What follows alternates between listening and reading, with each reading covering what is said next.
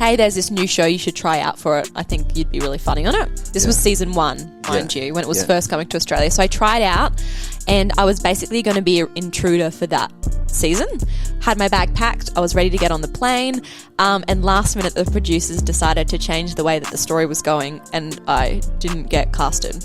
And placebo is still an antidote because it's a thought that carries power, which will manifest into reality in true forms. Bigger the wall, the softer the person behind all of that is. To change your energy, take back your power, stop feeling sorry for yourself and blaming all this outside bullshit. Yeah.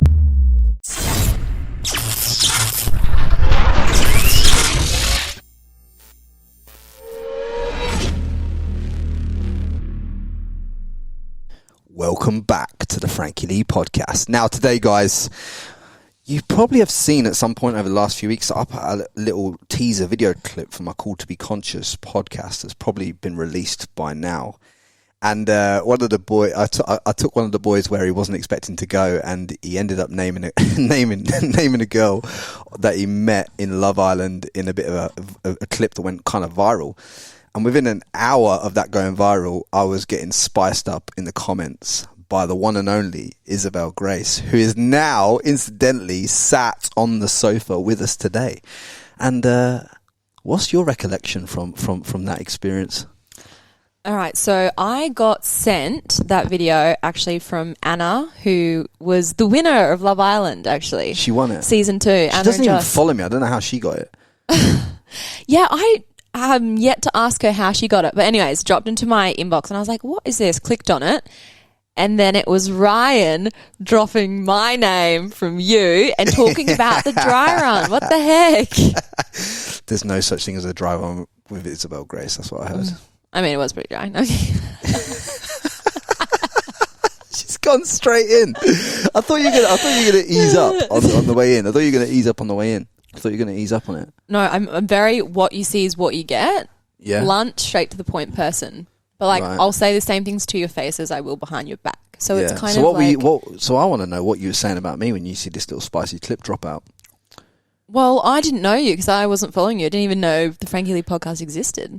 Well, fucking thing. Until now, until literally like the day after you're on it. It's literally it's 24 hours ago, like literally less than 24 hours. And you're on it. So like, so I went through a lot of emotions. There was anger that surfaced first.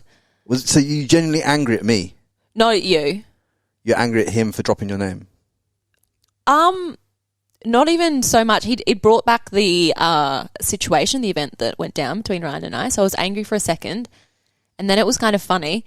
And then I was sharing it with my sisters and then my mum and my family. And then I was like, oh, all right, I'm going in. And at this point, so I had two options: not say anything at all, or say something. And I just couldn't help myself. And I was just like, so. So do you want to tell people what your comment was? What did I say?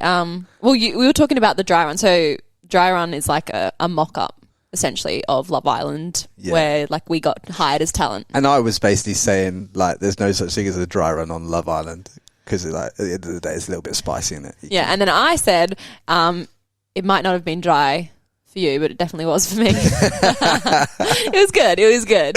But the funny thing was that Ryan thought that you'd hooked up with Owen, who's also my mate, who's also been on my podcast. And I trained at the gym with Owen. So I was just fucking laughing so fucking hard. So backstory with Owen. So when we came into the villa, Owen and I had a chat with intent.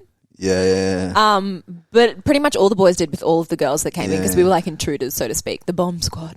Yeah. So I think we should give the audience a bit of a background. So like, obviously you came to the forefront of the public eye in Australia, predicated on the back of Series 2 of Love Island, right? Correct. So that just so that people know who you are and what, if they've not heard of you before and this and the other. But yeah, how we met, that was proper funny. I was proper laughing when you waded in and your mate waded in going, she's got more class. Who's that girl? That's actually my sister, Jay. That's my sister. That's actually your sister? Yeah.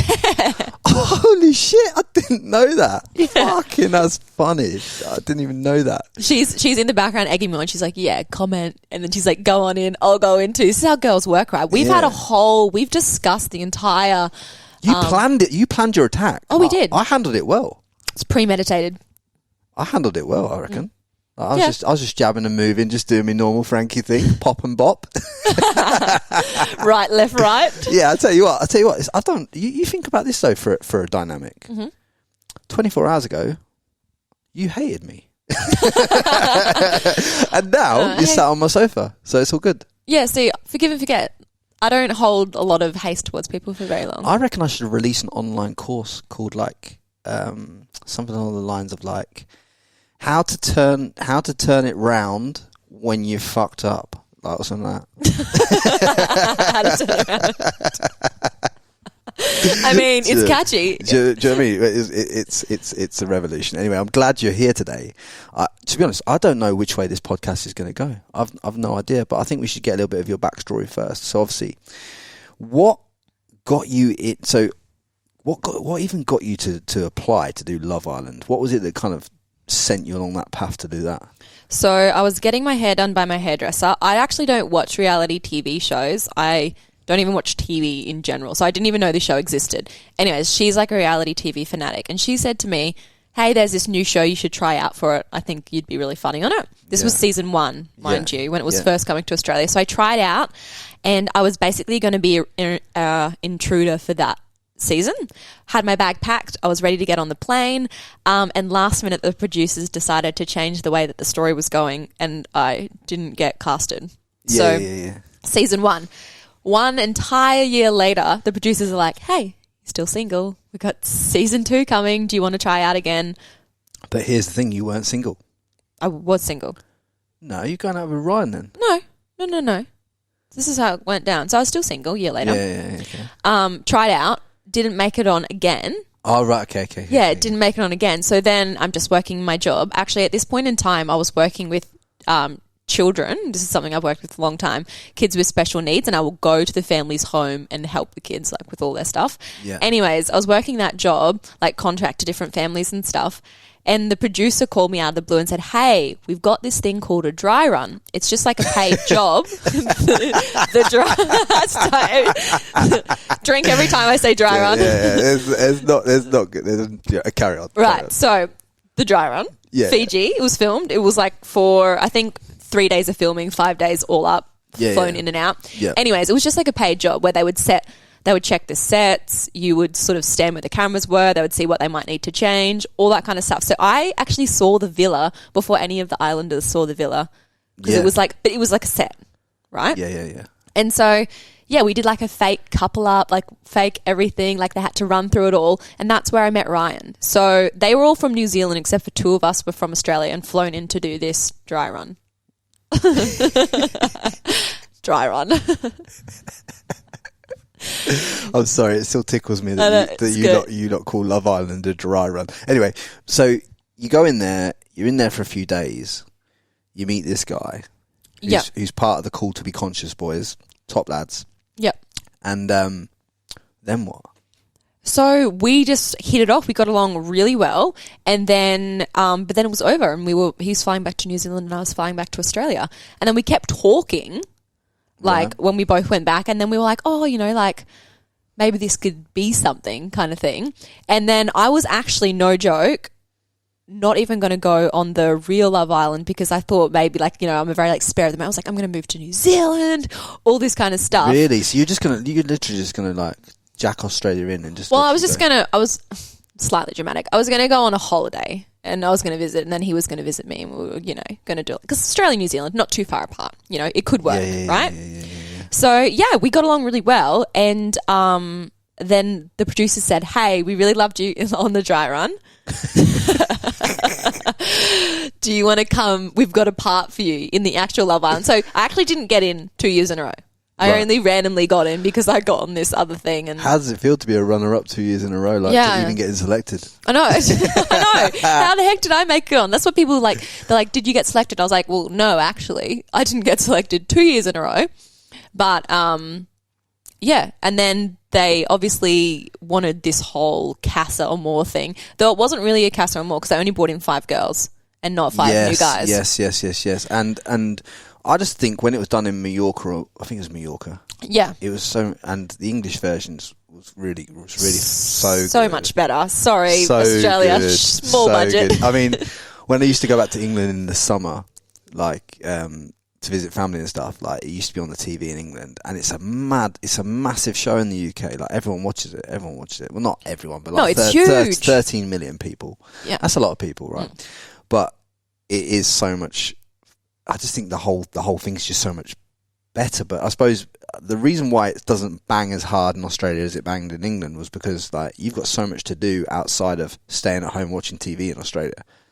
Like when you think about it. Yeah, right. Okay. So that's the way I see it. Yeah. People aren't watching as much reality TV in Australia because you know the actual real life is good. Do you know what I mean? Like they're not. Yeah. They're just on a couch eating food, just watching reality well, if TV. it's fucking raining outside and it's like like in England in the winter, say for argument's sake in the winter, or it's dark at 4 p.m. Yeah, what the heck? Like, you're going to watch some reality TV if you can, because like you don't want to go outside. What's there to do? There's nothing to do, is there? And if you want to escape your life just for a minute. Yeah. If you want to escape your life for a little second there, you can watch a bit of reality TV. That's why reality TV in England is generally, obviously there's more people anyway, but that's why it bangs a little bit more. But so you do this thing. You go into Love Island. Now he was talking about on the podcast. He was talking about because he really liked you. He was talking about having to watch you on TV, get with other guys and stuff like this. But I just want to understand that demographic of like. So you rings him up and says, hey, I'll move to New Zealand or I'll do Love Island. Is that kind of how it happened? Or? No. So I wasn't sure at this stage if I was even going to go get selected for the real show after meeting him. It was probably like a week later that they were like, so it all happened really quickly, right? Yeah. The dry run finished. I came back. We were still chatting. And then we were like, oh, you know, like we were getting, like we're just getting along really well. And then we're like, okay, let's visit each other. Let's just see, you know, what happens kind of thing. And then I said to him, hey, so they've called me up and said there's potentially a spot for me to go on the real show. What do you think? Yeah. And he actually said, yeah, like do it. I think that would be really good. He told me that. He told me, he said he encouraged you to go, yeah. Yeah, because I was the one that wasn't going to go because of him, because I'm a very intense person. I'm like, yep, that's it, I'm moving. But no, then I went on the show. Yeah. So you destroyed a man. You're horrible. Owen. No, the scene with Owen, it was a Did you like the Greek god bit of me in that clip? It was the funny. Little bit. Yeah. I haven't spoken to Owen in so long. I'll link the clip in the description of this podcast so that you're all on board with exactly what we're talking about when I say that. But you go on my Instagram, look through the clips, and you'll see this clip. Honestly, it's so funny. So good. Made me. I've watched it about 16 times myself. I'm at least 16 views of the thousands of views that this thing's had. But honestly, tell me about this. So then, technically, yeah, I was going on the show, but at that point in time I had feelings for Ryan, this boy that I'd met in the fake version of the show. Yeah. But he was like, yeah, go on it. And, you know, we had known each other for all of 4 days. Yeah. But 4 days, man. 4 days. It's wild, yeah. 4 days. 4 intense days. Fucking hell, you know me less than 24 hours, you're on the podcast. You come at me breathing fire. Like, I'm an all or nothing kind of person. Like literally, so she's all in. She just jabs and moves. But like, what? You're in there now, right? You. How long were you in there for? I think I was on the show for just over 2 weeks because I was away for about 3 weeks. Now let me put you. Let's put it in Ryan's shoes now, right? Mm-hmm. You imagine it, right? You're a good-looking woman. Old Ryan sat there at home. The spice of his life's on national fucking TV, getting tuned by my mate Owen.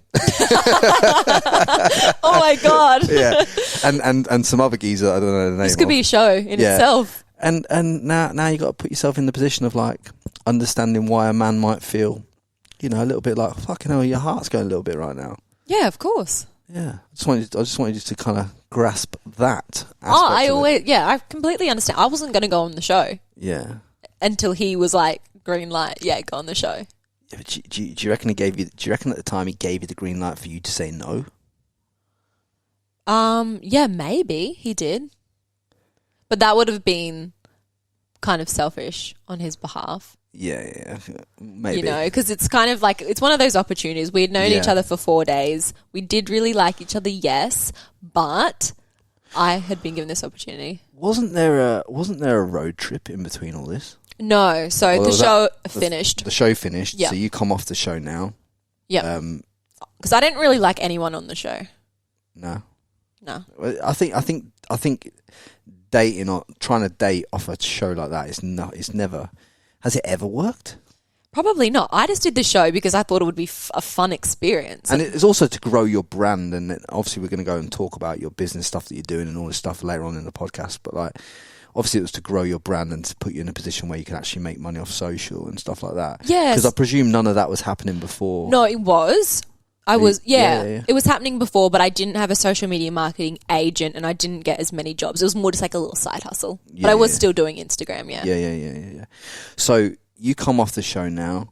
You two go for this little trip in New Zealand, right? Yeah, so I flew to New Zealand and we had like planned a whole road trip. It was actually pretty, like, New Zealand's beautiful. It's got some cool places to travel around. I'm just bringing the audience back up to date with this, where this clip ended, and then we're going to go into the business aspect and all the other stuff. So yeah, went to New Zealand. Did I stay for New Year's? I think we were meant to be spending New Year's together, but to cut a long story short, it didn't work out, and I flew back to Sydney actually to my sisters. And that's how. And are we leaving it like that, or are you going to elaborate? Well, I mean, did Ryan pretty much break down everything that happened? Well, we might as well get your side. It's not for me to fill in the gaps. Just you just fill in the gaps, and then we'll go into the real depth. The real Isabelle. So I got off the show, and I think about maybe 5 or 6 weeks had gone by before my flight to New Zealand was actually booked, and we were talking all the time. But then I noticed over the weeks, like, the talking got less. He was responding less, responding later. Like, you know, you can just energetically sense there's like a pullback. Yeah. And I thought, at the end of the day, we have only known each other a small period of time. And I remember saying to him, hey, do you think it's even worth me coming over? Because I'm feeling this weird vibe. And he's like, no, I still really want you to come. And so I was already sensing it before it all. I didn't exactly. I think women inherently know with a man. Like, you've got us pretty marked on the energy stuff. Like, we're pretty fucking useless at that. Like, I knew. You can't cover it. Yeah, go on, carry on. Yeah, so I knew, but I kind of still really wanted to do the trip just because it was a bit of travel. I was excited to go to New Zealand and road trip around. Anyways, we decided that I would still fly over, but no joke, when he picked me up, I could just tell his whole persona was different. And it was just not a vibe. Like, it wasn't like this, I'm really excited to see you. It was just like, hi. Yeah. And I'm like thinking, hello. Look at me, goddammit. Like, you haven't seen me for 6 weeks and you were like so smitten and now you're this. I'm like, okay, this is going to be interesting. And I think it's fair to say when the hot blonde Australian girl rocks up off the plane, whether it's in England or New Zealand, you got to be pretty happy to see that. You know what I'm saying? That's so bad. Like, right. Come on, man. Like, have you seen what we've got to deal with? Like, let's just be happy about it. Do you know what I'm saying? Everyone's got that dream of having their own Holly Valance. Like, this is your moment, bruv. Like, that was his moment. And it was so just like, we literally, like, it was like a hug, like a mate, like a pat on the back. Like, no joke, go to sleep. I was like, yeah. Wow, okay. So this is how it started. Wow. And then he was just so emotionally unavailable, and so you knew something was going on Yeah. You knew something deeper was going on, is what you're saying. Yeah, I knew something, but also I had seen the real Ryan, and he's a really good guy, but top guy. I think in his mind, the only way he knew to like get out of this situation was to like self-sabotage and just like push me away, like as best he could. Can I just say openly and honestly, I've done it myself, not in terms of like cheating or anything like that, but in terms of like constantly pushing women away from me at certain times because I wasn't comfortable with myself as a man and who I was. Do you know what I'm saying? Like, I had a lot of other stuff going on. Do you know what I'm saying? And from a male's point of view, you push the woman away, and and then you think that's what you want at the time, but then you fucking sit with it on your own and you feel fucking shit about it. Yeah. Like, and it does feel shit because like men go through that, women don't. Fucking hell, like, and you like sat there at home, you're like, what the fuck? And it's kind of one of these patterns that people go through, especially men. Well, men and women go through this, but like where they keep playing the same fucking loop over and over and over again, and it manifests in their life in different situations. 100%. What it really comes down to, I think, at the end of the day, and this, everyone talks self-love, but it's guys probably not truly loving themselves and thinking that they deserve this kind of woman. And often the good ones, the good women that they know, she's going to be loyal, she's not going to cheat. They push that away because deep down under all the layers, they're like, fuck, I don't deserve that, Yeah, because at that time, if you don't feel worthy within yourself, which after speaking to him personally, he didn't feel worthy at that time. No.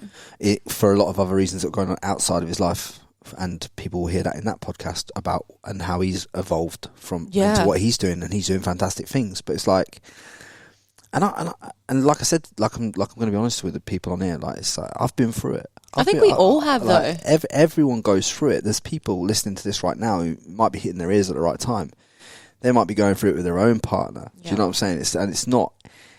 You have to be willing to work on the things that trigger you. So if you're getting triggered by stuff, you have to be willing to go and address what that is. That trigger is. Do you know what I'm saying? Well, there's a saying that goes, if it still triggers you, then you've got some healing to do. So anything that triggers you, there's some healing in there. Yeah. And it's true. 100%.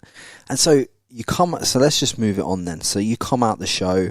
You've now got this blue tick on Instagram.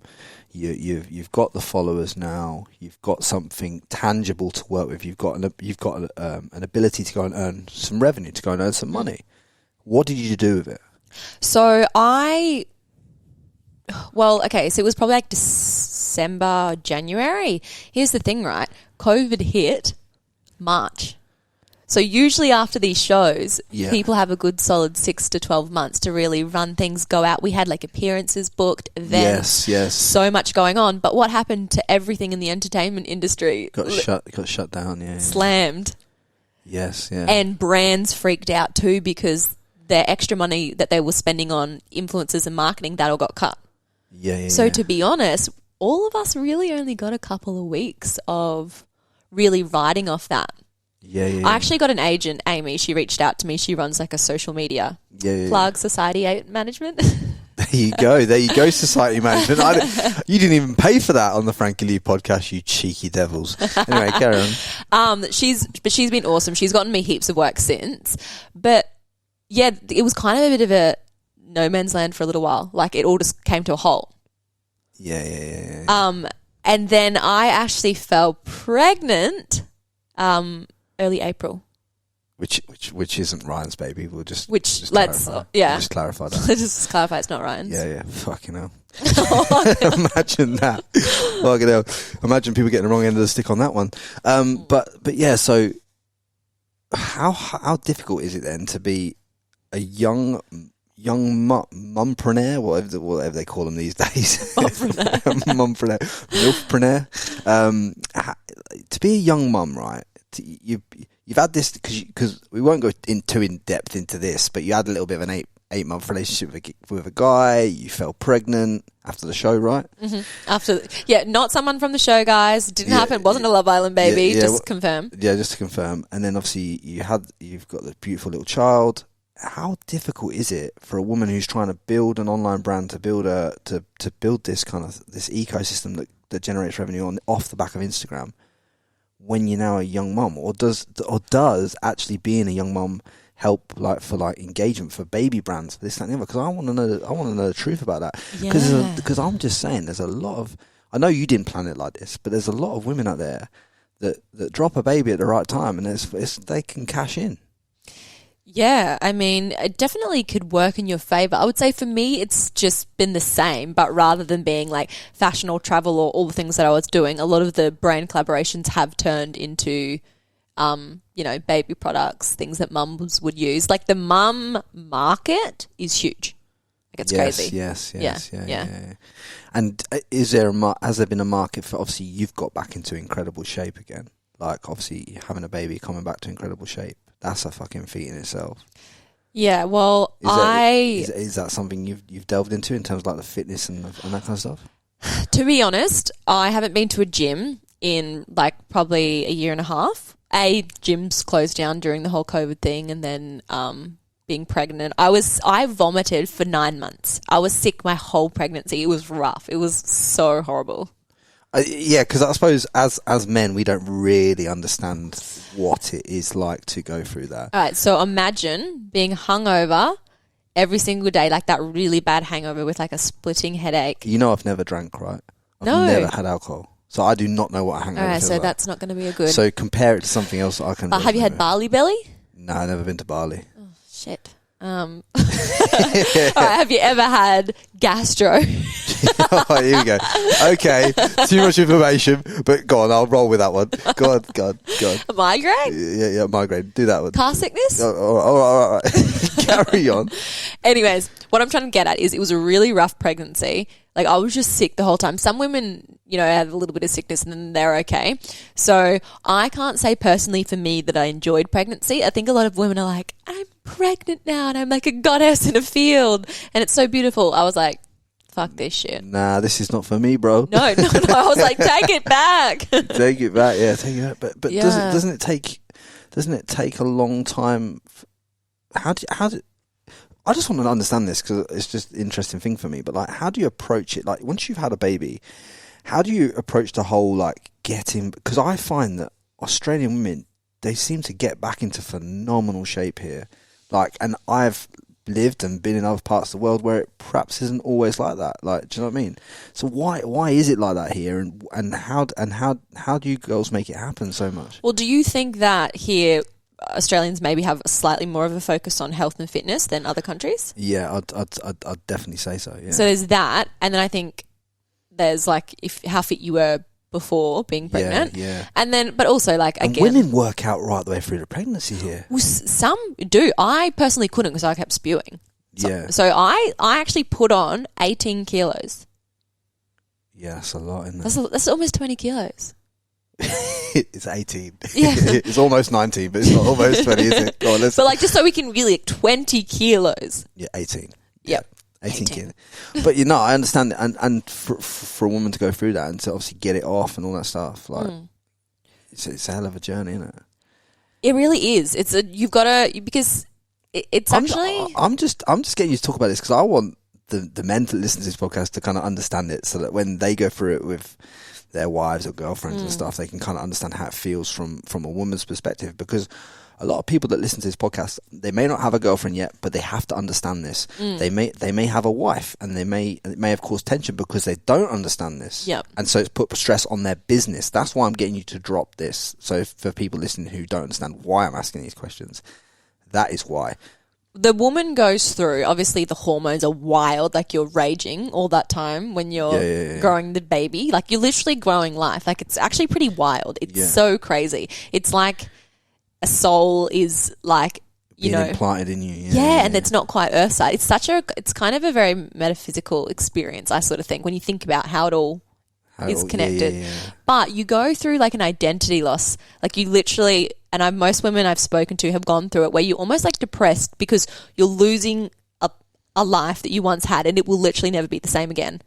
Because now I never thought of it like that. Yeah. I never thought of it like that. And that's actually opened my eyes a lot, that statement. Because I now I understand more about it. Because you got to understand from a female perspective, if you're like, you were like young, well you're still young now, but like you were like on Love Island and doing all that stuff's potentially not something that's going to happen now you're a mum. No. Do you know what I mean? Because your whole life has evolved from that. So it's like, I get it. So it's quite literally a death and rebirth to the point of actually birthing life. Like, old you dies, a new you is born when your baby's born. Yeah. And you'll have a permanent +1. Like your mind can never switch off from your child, ever. It's crazy. You're just so bonded. Like they're a literal piece of you.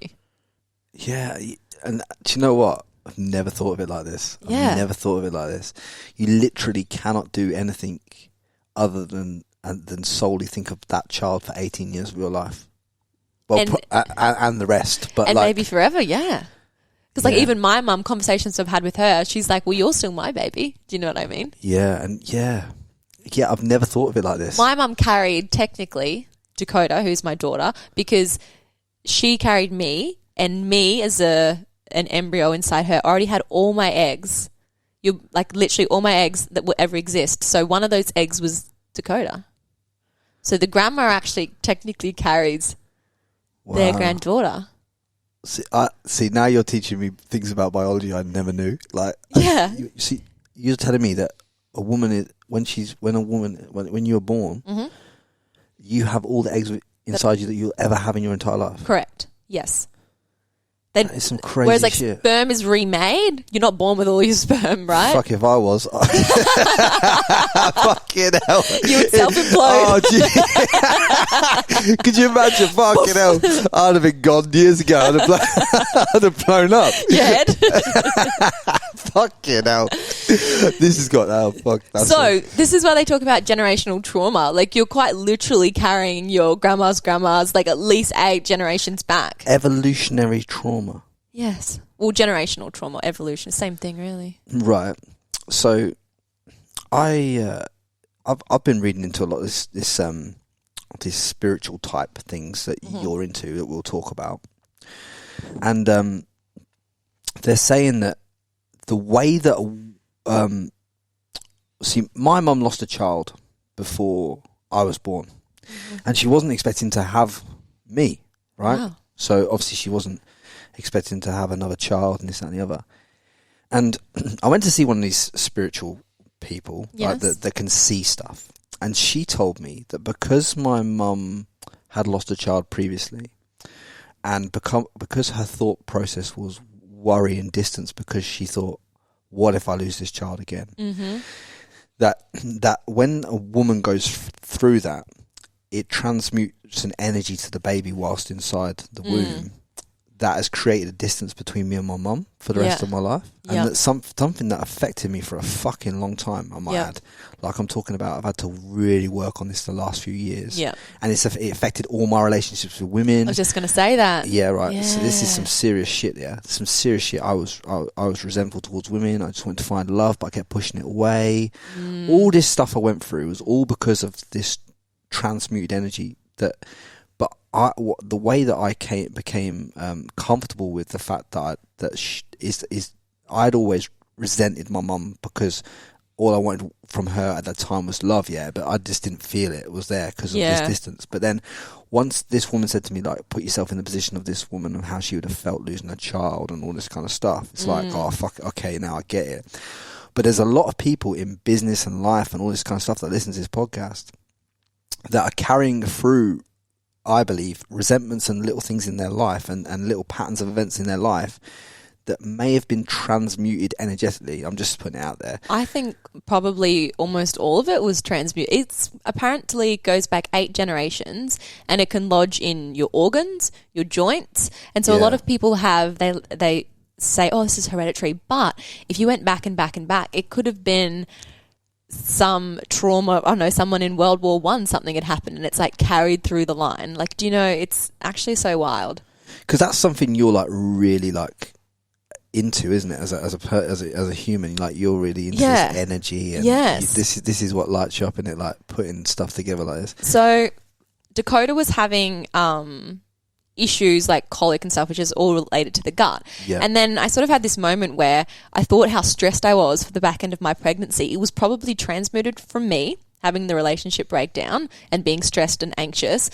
Anxiety is generally carried in the gut. Most people have gut issues because of some energetic block. That's like the kind of, you know, like when your stomach goes over the hill and it feels like your stomach's rising. Is that the feeling you're talking about? The gut brain connection, and like they actually have now done studies where they think that they used to say something would go off in the mind and then you would feel it in the gut. But now they've done studies where they say it's actually the change is seen in the gut first before it reaches the mind. Right, okay. Whether that's true or not, I'm not too sure, but your gut is very powerful. It's like intuition, instinct. So you're saying that you feel like you transmuted that to your daughter.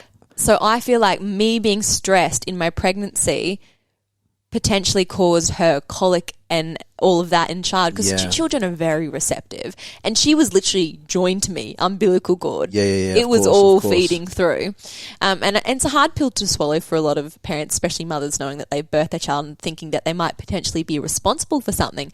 But I sort of see it as a gift, because there's so many healing modalities. You can go and get kinesiology done, or whatever that you want. Go see Chinese. I love Chinese medicine. And then you can just remove that blocked energy, because it's usually blocked energy that's stagnant, that is causing a physical reaction. Yeah, and the reason why I wanted you to talk about energy here today is because, like I say, whether you're a man or a woman who listens to this podcast, there's things in your life that are completely controlled by like the energy that you felt, or things that you're giving energy to. Like a lot of people out there, I know a lot of people that are successful in business, but then the rest of their life is like a car crash. Yes. So why is that? Yeah, exactly. And there's a lot of people. There's people that listen to this podcast. Some of them earn like 5-10 million a year and are not happy. They got a shit relationship, or they don't feel fulfilled in other areas of their life. And the reason is because they've put energy into the wrong things and have resentments there and walls built up and this, that, and the other. And like the one thing that in order to take your life to the next level, the one thing that I find is the most important, and why I'm so glad that me and you are having this conversation, is the fact that the one thing you've got to change is how you think about yourself, and how you, and you know, not just self-love. Self-love is a very woo-woo statement. Everyone can say like give yourself more self-love, but it's like, be fucking honest with like, even I said this before, like write down a paragraph of who you actually are, and then write down a paragraph of who you want to be, and then ask yourself if you're living in the true authentic light of actually what you fucking say you want to be. And often enough you'll show yourself that you're not. Most people aren't living. Most people are actually afraid. I always call it like afraid of their own light. They don't want to step into their own power, because they think that society would prefer them to be safe and in this little box, and they're wearing all their labels, mother, wife, CEO, etc. Yes. But it's like when you take away all the labels, who are you? Like when people really take, like, you know, Frankie Lee, like, podcaster, who are you behind that? Yeah, I'm not a podcaster. I'm not a content removal guy. I'm not a boxing trainer. I'm not a carpenter anymore. I'm literally like, I'm Frankie, and I'm trying to share a positive message with the world to impact as many people as possible along this journey. Now, the modality for me is the podcast, is the videos, is the content that I'm putting out, is the quotes, is all this stuff. That's the modality of the way that I'm trying to change the way that people feel about themselves and look at themselves and actually make some moves. I'm trying to pass that through, but there's only one Frankie. Like there's not these different versions, and I realised that probably about 12 months ago. It doesn't need to be. It doesn't need to be like fitness Frankie over here, and doesn't need to be like podcast Frankie over here and content removal. It's just all the same thing. People try and live in these versions of themselves always, and it's complete fucking bullshit. That's why when you came in here today, naturally, right? It's, even though this is a professional setting, and yes, it is a podcast, I greeted you and said, here's Brisbane's hottest MILF, right? Yes, some people might deem that as not professional at the time, right? But to me, I find that fucking funny. Yeah. So if Frankie finds it fucking funny, he's going to say it, isn't he? Like, do you know what I mean? I can't not say it just because we're on a professional setting. It's like, well, because that's not, then I wouldn't be authentic to myself, would I? No. So, and you fucking loved it anyway. No, I thought of it. I think it's. I'm all for humour. I think it's good. You got to use it. Yeah. You got to use. But that's what I'm trying to get across to people, is the fact that you've got to be. There's no these different versions that people think there is. I think most people generally, like, if they want to be really honest with themselves, they actually don't know who they are. Do you know what? I'm still, as crazy as that sounds, I'm still every day trying to iterate exactly and bring it closer and closer and closer to the center every fucking day. Journaling, stuff like that. I mean, do you journal? Yes, journaling's amazing. Yeah. Yeah, journaling, meditation, affirmations, visualization. Like I am and all that stuff. Yeah. EMF, like tapping, that's really good. There's so many things you can do. What's EMF? Is it called EMF? No, EMF is That's a gym. No, EMF isn't that radio frequency waves? No, that's I don't know what that is. It's called tapping though. I forget there's like a smaller word, but it's tapping. You know what? Tapping in England is not what you call tapping. Let me tell you. God. Do you know what I mean? Yeah, you guys have interesting words. Yeah. But go on, tell us what tapping is. It's where you tap on like the meridian, so you have like points in your fingers and stuff like that, and it's energy. It's energy work. It's moving energy in the body. Yeah. Everything is energy at the end of the day. Yeah. Okay, so think about this. Every single experience you've ever had in your life, any person you've met, every thought that you've ever thought, anything that you've touched, you literally have this small like energetic cord attached to all that stuff in you. Yeah. Right? Can I tell you something funny? I actually had this apartment saged after a breakup. Yes, great. Because Amazing. a woman said to me, like, Frankie, her energy will still be in this apartment. I'm like, what are you 100%. fucking talking about? And she's like, yeah, I'll have to come and sage it. And she comes around with this fucking burning pot of sage. She sages this whole apartment. She sages my feet. She sages my body. No word of a fucking lie. I thought, fucking, this sounds crazy. She gave me some like crystals. Yeah, right? I thought, okay, cool, like whatever. I felt so much fucking better. Like, an hour later, I was like, she says, you're going to feel a bit tired and you're going to have to rest. And then when you wake up in the morning, you'll feel better. No shit. I was like, fuck. Like, this is it. Because I didn't realise this. And this sounds a bit woo-woo, right? It does sound a bit woo-woo to especially to the lads that listen to this podcast, if you've got this far and you've not switched off or whatever, because you're not emotionally able to continue. But like, if I didn't realise this, every person that you've ever come into contact with can transmute subconsciously negative connotations to you from anywhere. I've read a lot of Dr. Joe Dispenza's work about this. Love him. And he's next level. He's some next level shit. He's my favourite, actually. Yeah, Dr. Joe Dispenza. You've got to read the book, Breaking the Habit of Being Yourself. I'm still trying to get through it. It's a lot to get through. It's a lot. And you got to read it multiple times. Yeah, and I'm only on like chapter 3, and it's fucking hard, and you have to reread it. But if you want to have success in business or life or anything you're doing, I believe that you have to get your energy balance right. And you have to understand that if you've been with, say, let's just call this bird Jane. If you've been with Jane down the road for like 20 years and then you break up with Jane, or you've been with her for 2 months, you break up with Jane, and then Jane's living in Broadbeach and you're in fucking Main Beach, you could be sat there in the evening and you just feel like the pull to like ring Jane or call Jane and all this stuff kind of stuff. I know it sounds a bit woo-woo, right? No, I get that. But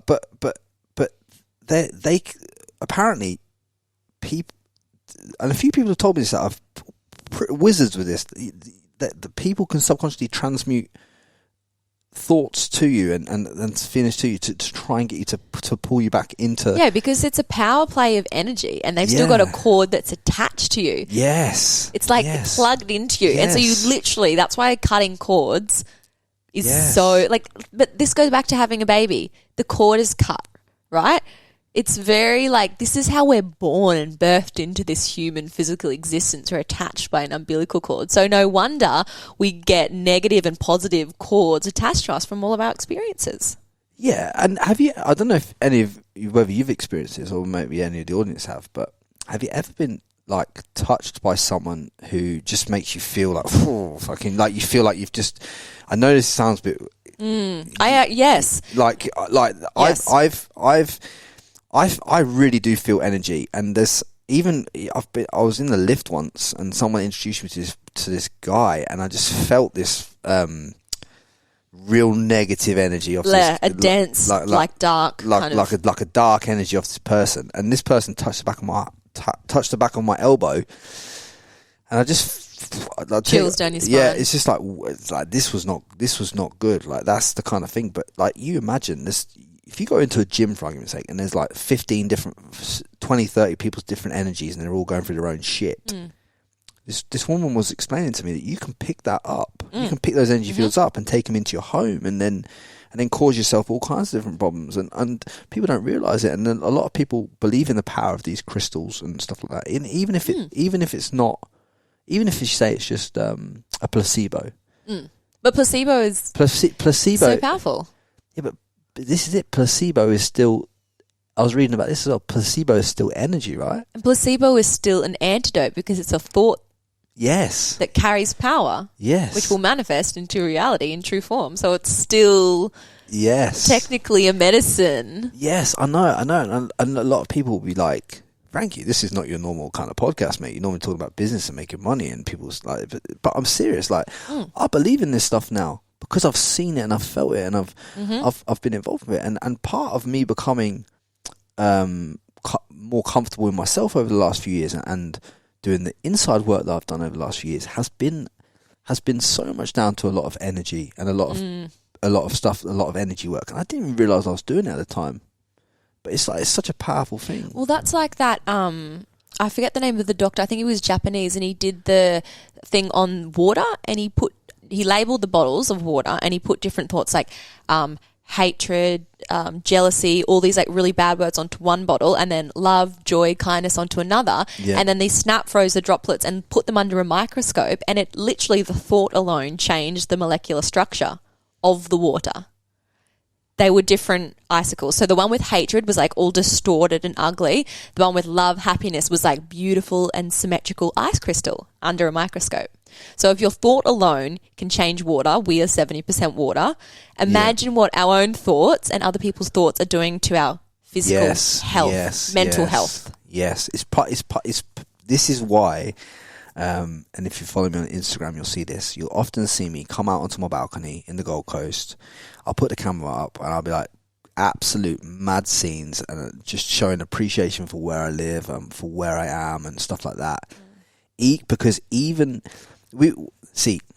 is another thing I never understood. All of us are guilty of this. That listen, and tune your fucking ears in right now because this will fucking hit you.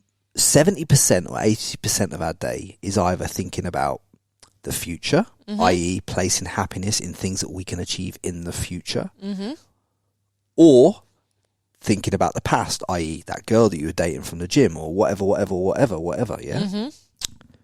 Here's the thing. Less than 20% is about being present. But happiness and contentment and all that comes from being present. Yes. And when you become present and actually appreciate what you have, you can go and find more abundance in other areas of your life. Yeah, correct. So you can go and do this business. You can go and do this business harder. You can have these better relationships. You can de-stress yourself effectively. Well, they say depression lives in the past, anxiety lives in the future. So this is why so many people are struggling with depression and anxiety, because they're not present. Break this down. Go on. All right. So let's be real. Mental health is on the rise in this day and age, whether it's lifestyle choices like what we're choosing to eat, what we're consuming, like what's all over the media, the state of the world. Yeah. People just don't seem to have the skills as much to balance like what they're going on. But I think if we really take it back, Dr. Joe Dispenza, he says it best. He talks about when you're depressed, when you start to think about the past, you start living in a story that you're telling yourself, and you're feeling the emotions from the past. So that situation, whether it was a breakup, it's not occurring to you now, but you're reliving it. So your cells, everything's firing off, and you're feeling as though you're going through that breakup again and again and again, and you're in this loop. And you can pull that into your future relationships. Correct. So what I was doing at the time, I had this breakup with this Italian girl called Angela back in the UK, and I had massive resentment for her at that particular time, even because I'd never dealt with it, and then I just kept shoving it down, like I was trying to push a block up a toilet, basically. And then all of a sudden, like I'd find a beautiful Australian girl, I'd go out on a few dates with her. She'd do something that pissed me off, or something that I didn't understand why the fuck she's doing that. Your trigger would come up, and then it'd be like, boom, all that shit comes up from that thing that I've been pushing down of how the audacity of this, and then I'd move her on, and I'd go for another one, and it'd be all right for the same amount, for a similar amount of time, and then bang again and bang it, and it just fucked up everything. And then all of a sudden, you look back. And you've just got, when you look back as a man, you're like, fuck me, all I've got is loads of like these where I've not put my true self out there, and it's like you've left all this damaged goods behind here. And at some point, when you leave all that damage out there, sometimes you're gonna have to go back and fix your shit up. Otherwise, you can't move forward. You've got to rewrite the story, and you've got to heal whatever it is, like that block.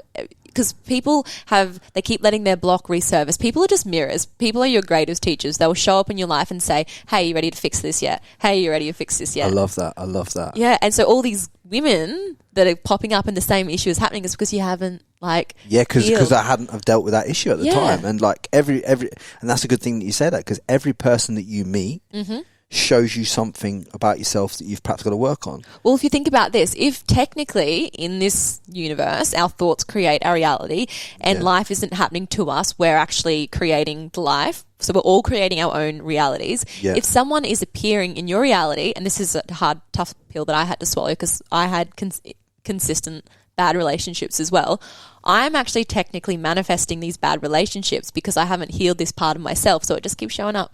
So it's not that person's fault. It's completely my fault. Yeah, everything that happens to you is your fault. It's our own responsibility. Because we can decide in that moment how we want to fucking turn up and how we want to be. Mm-hmm. And it's such a good thing that you've.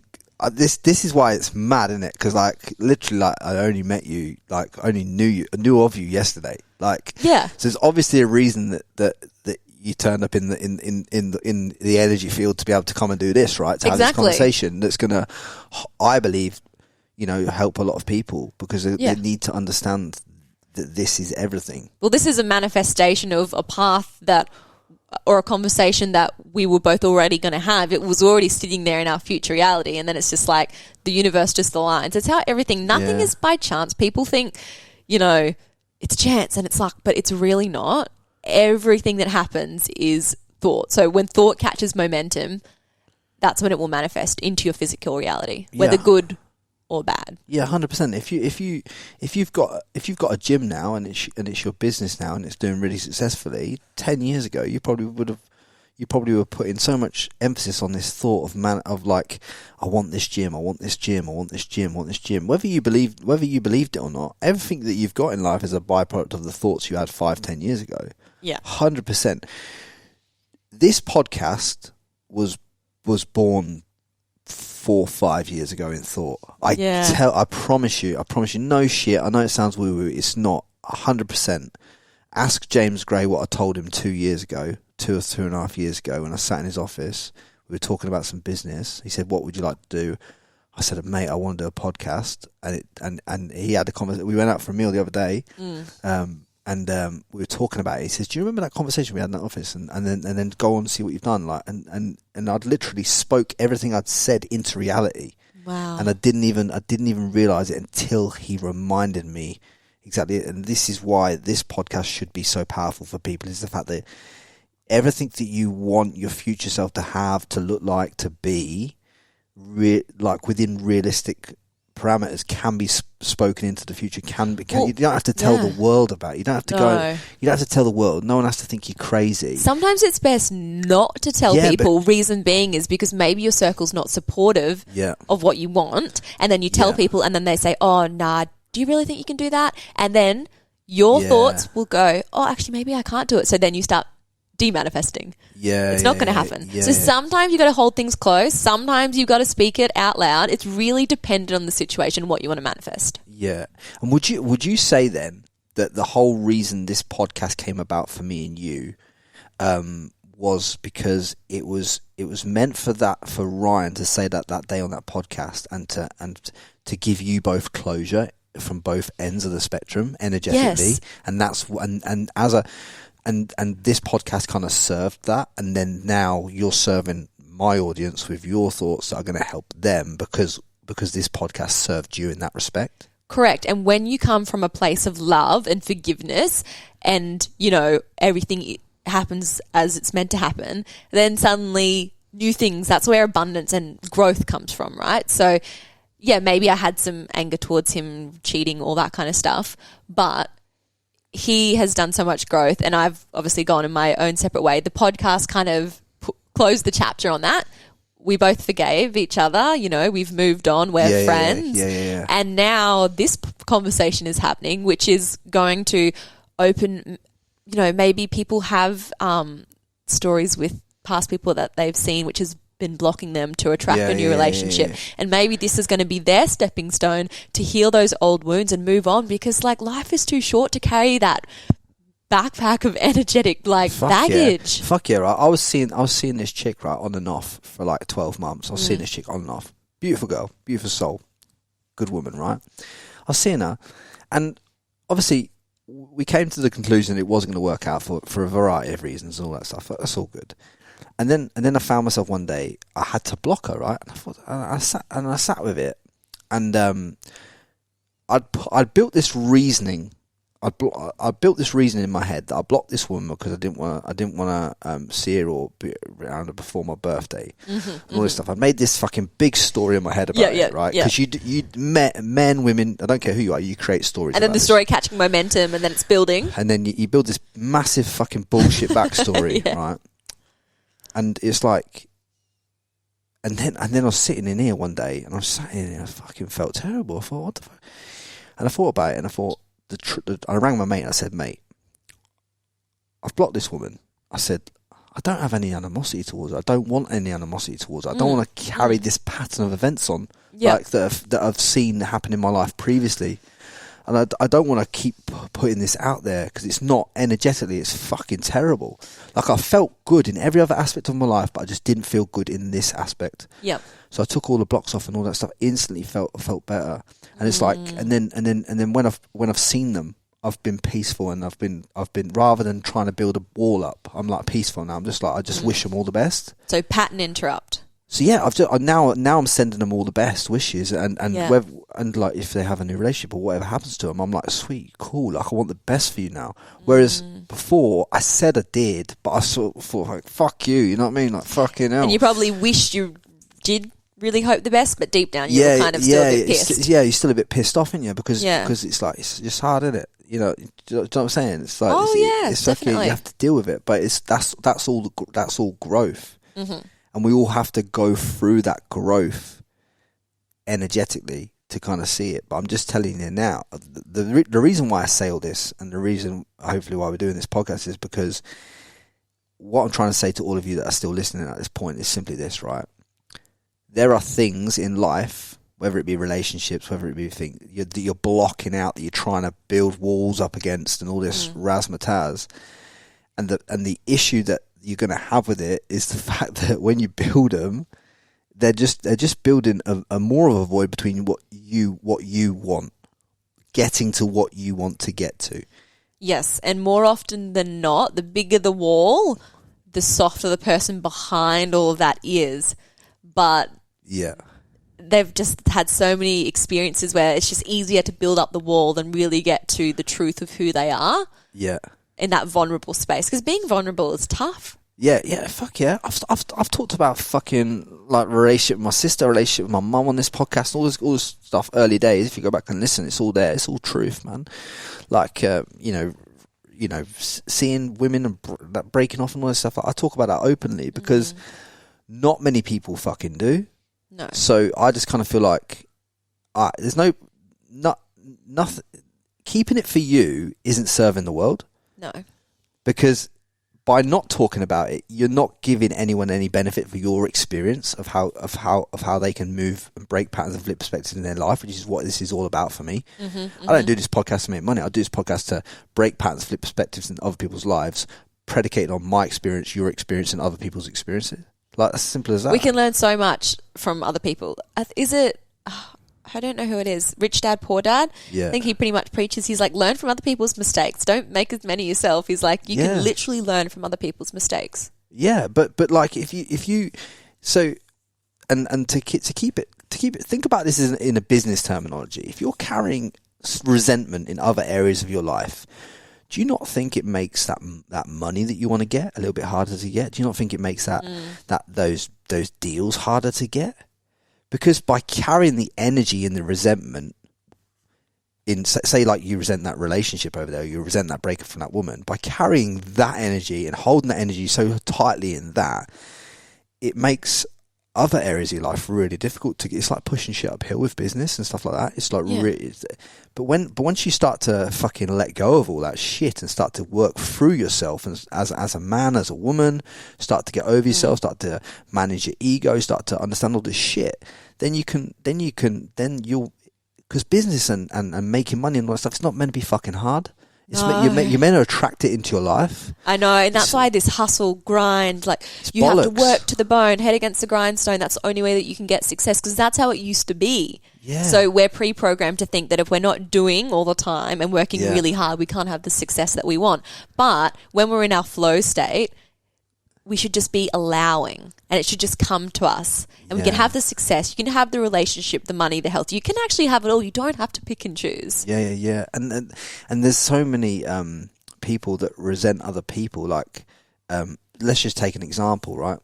I did a podcast on OnlyFans, but a lot of people resent people on OnlyFans, and perhaps even I've been guilty of that in a way in the past, like a couple of years ago, and this and the other. But it's like, no, I understand it. These people can make a vast amount of money for doing something that's relatively easy work to them. Exactly, and they might really enjoy the whole whatever their take on it is. Whatever they're doing, and you put in this energy into having an opinion on the fact of what's coming easy to them. It just flows to them. Money just flows to them. That's why some of them make $100,000 a month, and it's a great business model. Yep. That's why you make money out of Instagram, and why brands come to you and want you to represent, and it just flows to you. And yes, it is easier than going and working at JB fucking Hi-Fi. It is. And you get paid a vast amount more money for it. But it's all intention behind what you do. It doesn't actually matter what it is that you do, whether it's working in a restaurant or being on OnlyFans. If you enjoy it, then it's going to be easy work. But if there's resistance, like if you were feeling pressured into doing OnlyFans because it was the only way that you were going to make money, you probably actually wouldn't make that much money. You would get really bad customers. It would probably be a horrible experience. But if OnlyFans and presenting yourself in this sexual way was something you always desired, it's going to be a breeze. Yes. So it's always, it doesn't matter. It's not really the thing. It's the feeling space before the thing. And that's a good point. I want to drill into there, right? Is the fact that, and this is, so I'll get people message me on Instagram and they'll be like, Frankie, how can I skip like you? Or they'll say something else, or Frankie, I want to start a podcast. And I'll be like, the first thing you have to understand about those two statements is this, right? The day I picked up a skipping rope, right, within 2 minutes, I fucking felt, I'm going to be good at this. I felt it. I just felt like it was my vibe. Yep. As soon as I picked up and put on a headset and started to spit into a mic, right, I knew this is me, man. Yeah. This is me. So I'm going to lean into that because I'm good at it. Now, put it in another perspective. When I started to write and stuff like that, that's a bit of a push shit uphill moment for me. I'm not the best at it. There's a lot of stuff. Football, not very good at it. Not very good at it. Boxing ability, all right, not too shabby. But football, terrible, right? There's too many people trying to lean into things like podcasting who would be better off as a writer. Correct. There's too many people leaning into skipping who'd be better off lifting weights because that's their jam. Just be really you don't have to lean, just because you see someone doing something and you think, oh, that looks good, doesn't mean you should do it. No. Just lean into, you got to lean into what is actually what's your 0.001% skill. Yeah, like your true, like what's your individual, like your uniqueness, because everyone has that. 100%. Yeah. 100%. You can be like people, you can take inspiration from people and learn from people, but don't try and be them. Yeah, exactly. Like, do you reckon like Weller are going to ring me up and offer me the same fucking hair deal as you've got? Fucking no chance. Like, do you know what I mean? Fuck, and I tell you now, I reckon with a wig I'd look pretty good. But it's just not going to happen for me, is it? So why so many people focus on shit that they're never going to be fucking the 0.1% because skill? People are looking for something outside of themselves to make them happy. Most people aren't happy because it's like, I'll be happy when they have the relationship. I'll be happy when I've got this job or got this degree. Or I'll be happy when I've earned this much money or when I look like that. But it's not I'll be happy when outside themselves situation. You've got to get happy first inside. Like, it's all about the inner work, because your inner world creates your outer world. Yeah, 100%. And you can get, and the way you can get more like on a lot of people say to me, Frankie, how do I find out what I'm passionate about? Or how do I find out what I want to do? Or all this stuff. It's simple as this. Go on your YouTube search history. Have a look at what you're watching. Go on your Google search history. Have a look at what you're searching for. Go. Have a look at your credit card statement or your debit card statement. Have a look what you're buying. Right now, just say, let's just put it out into context. Just say that I'm watching a lot of boxing videos, searching about boxing, and I'm buying boxing equipment. Okay, cool. So I've got an interest in boxing. That doesn't mean that I have to go out and be a boxer, because that might not be my 0.001% skill in this case. But if you change the way you look at it and you go, well, maybe I could sell a niche type of boxing equipment for a certain things for a Shopify store and turn it into a business, and then I'm still in tune with my passion, but I'm generating revenue from it. That's the way I tell people to go out and find what they're passionate and purposeful around in terms of but also can monetize, rather than just trying to think, I search lots of golf stuff, I'll have to be a top golfer. Nah, mate, you're kind of missing the fucking point. Set up a golf store on Shopify. Do you know what I mean? And sell the golf gear that your favorite golf gear. Because we are in a time now where people want to get paid for doing something that they love, whereas before it was 100%. Climb the corporate ladder. Yeah. It's different now. It's a major shift. People want to be, enjoying their life every day and getting paid at the same time. Whereas I feel like that's more recent times, probably in even the last 10 years or so. Yeah, I got a mate, right? He's got a business, probably turns over 5 to 10 mil. But he's always telling me that he would love a business where he's just got loads of people on the phone and selling stuff online. I'm like, bruv, why are you fucking around with this for? Yeah. Do you know what I mean? I don't understand it. Oh, well, when I build it to this size, I'll be... And that's the kind of thing that... I'm like, bro, you're pissing in the wind, man. You're pissing in the wind. There's a lot of people who listen to this that have got $5-10 million businesses. I guarantee you, because they reach out to me. So they need to get out of their own way. And they're in their own way because they've become so attached to this $5 million number, or the fact that they can take it from 5 to 10. It's like, nah, fucking hell, bro. How much money do you need to be fucking happy? And then I would say to them, if you're doing something that you love, you already know that you can make 5 to 10 million. So if you're doing something that you love, don't you think you're going to make triple that? Why are you so scared? Exactly. But here's the deal, right? Do you know? I think it's I don't know where it's 165,000. Once you hit $165,000 Australian, I think, $165,000 Australian. I think that's the number, or it might even be less than that. It might even be 120. But once you hit that number, you've got to that comfortability number where you've got a couple of grand a week, 2.5 grand, 3 grand a week, whatever. Money doesn't make you any happier because you've now got freedom. You're now earning 10, 12 grand a month. Yep. You've now got freedom to pay your rent, to pay your bills, to do the stuff, to eat out 5 times a week, to go to the best gym, to buy your kids all the toys that they need, to buy yourself all the things that you need, the technology plays, the iPhones, all this shit. That's where your happiness cuts off. Right? Yeah. So after that, you should be thinking to yourself, okay, cool, I've hit the fucking highest threshold now for what I can earn to be quote unquote comfortable to hit. But after that, you should be pursuing the shit that fucking fills your purpose. I'll tell the audience something. When content removal hit those kind of 250s, 300Ks revenue numbers, right, in a year, I was like, I'm pretty fucking bored of that now. Do you know what I mean? Yeah, yep. I could have, and I will take it way beyond that, and have done and all that stuff, and that's all good. But it's once you did it back in 2017, 18 or whatever, it's fucking hell. There's no passion. I was like, oh, this isn't. Removing nudes isn't lighting me up. Do you know what I mean? Do you know what I mean? Yeah. Removing fake accounts that's not what I'm here for. And that's what sent me on this journey to do this, and then obviously be here talking to people like yourself. It's because I thought to myself, well, yes, I could go and employ 37 staff, have a fucking office, do this, do that, rah.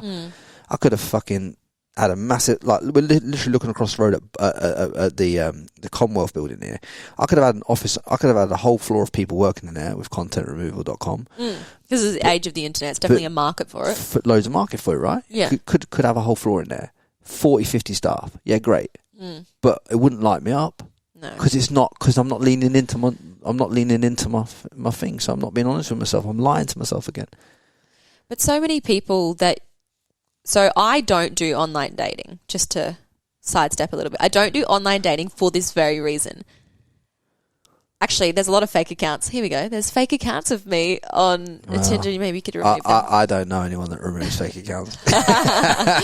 So they now have pre-prompted or automated, whatever you want to call it, taglines to start conversations. So people don't even need to think about what they want to say. They don't even need to show their personality. They can literally just say, oh, well, that one sounds fun. I'll throw that out there. So it's not even really talking to a person. I'm not against online dating. I know people who have met and gotten married and it works. Do you know what I did in 2015? What? Oh, God. So when I first came over to Australia, like 2014, obviously gone through that bad breakup, right? Yep. So I probably shouldn't say this, but I'm going to anyway. Go on. Fucking here we go. I did not think I'd be talking about this today. But as you brought up like the dating apps, I've got to go into So Tinder. So Tinder. Not only was Tinder like the algorithm was fucking good, it was fire. Like it wasn't dodgy. It wasn't dodgy, right? But also Tinder at the time had an API, and what the API allowed you to do was allow people to develop apps and stuff like that. So what I did was, I streamlined Tinder for me because I quickly knew straight away that Tinder took up a lot of time talking to women. So what I did was I talked to women for enough time to formulate kind of a plan of first messages and things that hit for an English bloke to say to Australian women. And things that use it to your advantage. Of course. Got kind of a formulation of like of 5 first messages, 5 second that could be used in a variation that doesn't look out of place. And then I got attached to my API of my Tinder for an app. I know what you're gonna say. An auto swipe app that just swiped absolutely fucking everybody, right? So I didn't have to just swipe no more. So that took away that part of it. So I took away like 2 hours of time a day. Yeah, because guys swipe. Yeah, because is it right? Yeah, is that accepted? I think it was right at the time. Yeah. So you swipe.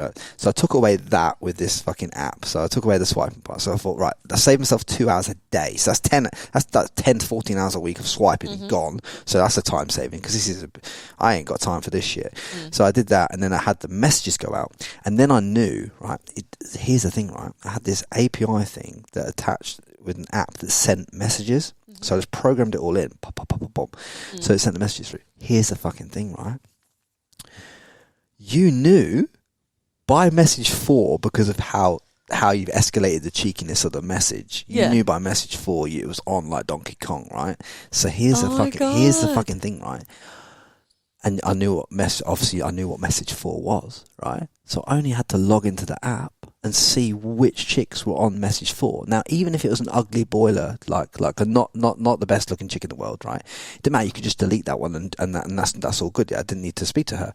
But say I got an absolute rocket on message 4, and you know it's on like Donkey Kong because you fucking set it up as that. Then you could just roll qualifying. You qualify. I was basically qualifying leads. Through leads, API. Qualifying customer and sale. Right, and then that's how I got banned. I got banned from Tinder. Like I got to get 3 separate fucking phone numbers to get that system running and to get it. Wow! How did they catch you? For the API, because the app that I was using at the time to do the auto messages wasn't allowed. So they tracked that breaks terms, yeah. Right. But it worked for a time, and that was back in the day, and like that was just to save myself fucking like 30 hours a week of just non-stop. Because the reason I don't do online dating now is because it's just pure admin. And that was young Frankie, so don't fucking hold that against me. That was just young Frankie, all right? But it's still kind of smart, really. That's like it's business, isn't it? But it's no use to what a lot of these OnlyFans people are doing. They've all got VAs talking to people as if they're them, right? Then do you really think some girl who's got fucking 1.2 million followers is talking to you, mate? Absolutely fucking not. Have a word with yourself. Yeah. She ain't got time. No way. Do you not think? I look after so many of these women and men that use these platforms and work in this. They've got like a Dropbox full of content that's already pre-made, ready to go. They've got all the messages written, this, that, and the other, and they just send it out to you on a bulk as you message in. It's all run by Filipinos. Do you know what I mean? That's a great business model, and there's nothing wrong with that. No. But that's how I was running. That's how I was running me dating life back in 2015. Yeah, wow. So it's like, yeah. See, okay, so it's like Bumble and Tinder. There's those apps. Yeah. But then there's like the more elite. I've never been on those dating. What do you mean elite? There's like what's it called? Like Hinge.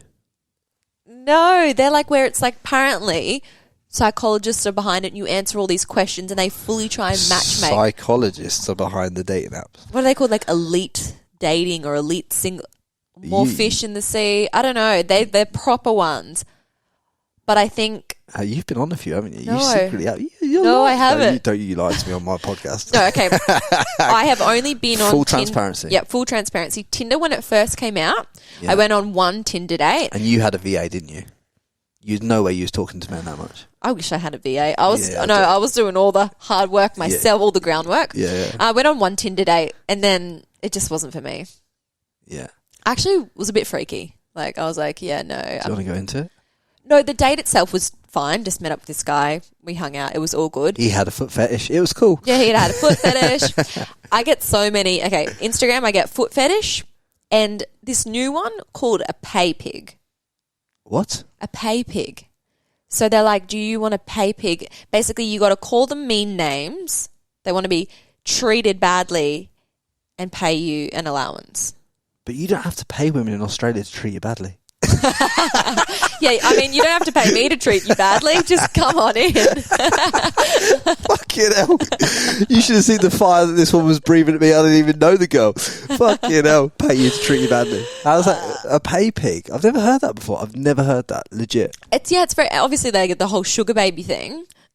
But that requires, I'm assuming, sexual acts for gifts. Like, I don't really know the T's and C's, like, of... You can write your own terms and conditions. It's your life. You don't have to. Yeah, you could write your own contract, really. I know... This is off topic, but I'll talk about it. I know a lesbian couple, a very attractive lesbian couple, which is very rare in itself because there's always... But there's more popping up. There's more popping up now, yes. But it has been rare for years. But you're more likely in this country to see a good-looking couple than not. They get paid... $5,000 to men go on this Scarlet Blue app. They do OnlyFans as well, and all that kind of stuff. They get paid for like $5,000 just to have so men watch them having it off. Girls getting it on, yeah. Well, because a lot of men really do enjoy two women getting it on. Well, what is that? What's the concept behind that? Because the guy is not involved. He's watching. Well. All I'm saying from my previous experiences, the guy is involved. Yeah, so if you weren't involved, but if you weren't, that's what I mean. But if you're not involved, if you're not involved, you may as well just go on to Pornhub.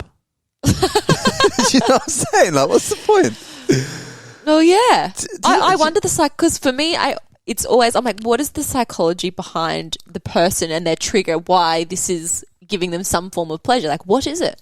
Yeah, I need to know. Break it down. I couldn't just sit there on the sofa like this and just be like, do you know what? Right. So yeah. This is you. You fucking sold me short there. That is fucking short. Realign your hand actions with the man you're in front of. Like, oh, fuck off. No, that's ridiculous. But no, imagine it. You just sat there and like, just cool. Like watching girls play naked Twister. It's like, it's just not fucking entertaining, is it? It's like, this is, I don't know. For me personally, I don't watch TV, but I wouldn't even have time to watch porn. I just would not be bothered. I don't see the enjoyment behind it. It's just like, because I don't watch reality TV, I don't watch TV, I don't really even watch movies or Netflix or anything. It's just I can't be bothered. So porn is just another, like, in that basket for me. Really? Yeah. No.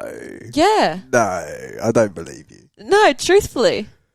It's not, I've never, like, I've watched it before, but I've never thought it hasn't really been anything that I've been into. Do you think porn's a bigger thing for men than these days than women? I think porn's probably always been a bigger thing for men, not just these days. I think, if anything, more women are probably watching it now because they're more open with their sexuality. Maybe they always wanted to, but they were like feeling like they had to be this good little girl, you know. But for me, just honestly, not my thing. Right. Okay. Cool. But like, do you think porn's affected the way that men treat women and the way that men approach women? I think porn has created unrealistic ideas in men's head about what a relationship should be or how sex should go down. Because the thing is, generally what happens in like a lot of porn is not really what it's going to be like on a day-to-day basis with your girlfriend, wife, partner, etc. I don't know if it makes men treat women differently, because it's like, I think it depends. Like, some people are genuinely addicted to porn, and that's like, to be addicted to anything that's controlling you is not a good place to be in, right? Because an outside thing is controlling your behavior. So if you have a porn addiction, you probably need to go get some help, just like alcohol. What do you class as a porn addiction though? Like, how many times a day is that? Well, I don't know how many times. It's not about the number. It's about this, right? You're sitting here, right? You're like, hang on, I got to go to my room. And you literally can't complete a task because you're people are addicted to video games. Yeah. Actually, that's massive. Young boys, especially gaming, they're addicted. I know. Some of my mates, like sons and that, are playing all these games for like hours and hours and hours. I'm like, bro, like, go talk to a chick. And they're just like this. Posture's bad, no sunlight, they haven't got any vitamin D, they probably haven't eaten. Vitamin D. Yeah. Okay. The cure to COVID, vitamin D. Can't say the C word. Triggers too many people. Yeah, triggers too many. That C word that you just mentioned doesn't actually exist. It doesn't exist if you turn the TV off. Correct. You would not know that it was even a thing if you turned the TV off. How about that? Drop the mic, boom. Yeah, mainstream media is actually the biggest virus. 100%. Mainstream media and people's outdated connotations with how the world should be predicated on what it was like in the past. Yeah, and also people living in fear, and actually doubting our own immune system. Yeah, like an immune system that's been honed over thousands and thousands of years, millions of years as a human being. Your body can naturally fight any form of disease. Just naturally. And if you don't believe us, Dr. Joe Dispenza's work, right? Blind people seeing. I know we've spoken about Dr. Joe Dispenza a couple of times in this podcast. I might even link his. Just Google Dr. Joe Dispenza. But I'm telling you now, right? The guy, I spoke to John Templeton about this. John Templeton went to one of his seminars and stuff, and I'd love to go to one of his seminars. He's honestly, like, you can't dispute the guy. There's just too much evidence out there that says that he's on the money with everything he's saying. Because he can measure your brain waves, the chemical changes. So he does the science. Yeah, you know. I think the main thing that I want people to understand about this podcast is about that thoughts become things. Yeah. Thoughts become things, and be careful where your thoughts go. That's why I've mentioned all things like porn and stuff like that. Yeah, if your mind's going on porn or Tinder and all this, that and the other, you're potentially not going to where you want to go to in business, in life, or anything else, like, because your mind's somewhere else. You know what I'm saying? Yeah, well, a belief is just a thought that you continue to think over and over again. So everyone's like, I believe this. Well, at any second you can change your belief if you choose. Yes. People are so attached to their stories and beliefs, but it takes you literally, boom, you can change it then and there. But it's like a habit, like smoking. People think it takes, what's the saying, 21 days to change a habit. But it actually doesn't take 21 days to change the habit. The habit is changed then and there in that split second. But it's creating that new path, because obviously the brain fires off a neuron and it's like, there's a new pathway, right? So new pathway, new habit. Yeah. But the old pathway is so thick and dense so that it's easy just to pop back into an old habit. Yes. So it's not the changing the habit that is the hard part. It's keeping the new habit. Keeping the new habit and being open to doing it. Have you got any advice for like people that are looking to break a few patterns in their life and what they can go, and the way that you've broke some in your life? Yeah, so I think the first thing, you need to sit with yourself and be really honest and do some introspection, because so often we're so consumed by the outside world and what's going on outside us. It's not very often that people will sit, introspect and think, hang on, why do I do that? Why do I always say that? Why do my relationships always go that way? Just start questioning. Do an interview on yourself, pen to paper, or even just sit there and think, talk to yourself. I don't know. But when you have that level of awareness on your own behaviors, because that's the first step, being aware. Yeah, and what gives you the awareness, can I just say, is those people that trigger you. Yeah. If you walk in the gym in the morning, right, and you see me and I'm fucking buzzing my tits off and I'm all like doing the normal Frankie thing, and you fucking resent me for whatever reason, that's your problem. So that shows you something you don't like about yourself, not about me. So that, exactly. And it's those kind of situations that you're facing in your day-to-day life. Woman pisses you off, boss pisses you off, this, that, and the other, all this stuff, blah, blah, blah, blah. It's just like showing you where you lack self-respect, where you lack self-worth, where you don't vibe this, where you don't vibe that, where you're not giving yourself enough love, where you're being harsh on yourself, where you're judging yourself. There's a lot of people out there judging themselves all the time.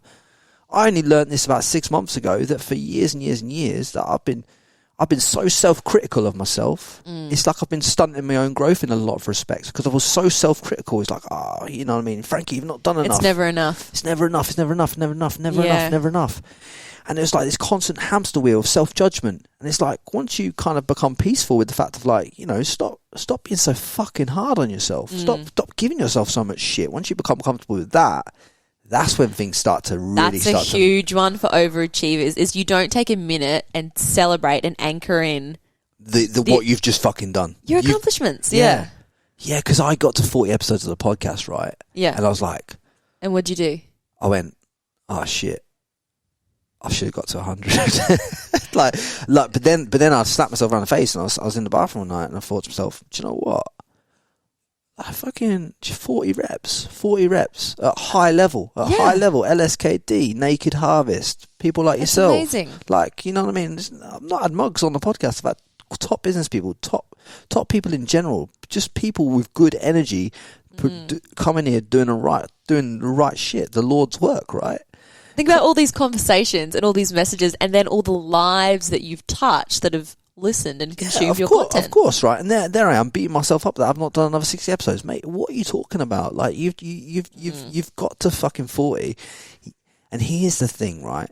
It's not about where you are right now or where you've been. It's all or anchoring the result as where you're going. It's like, just become comfortable with the whole journey of it and just enjoy it. And this is why it's so important to get present. Really is get present.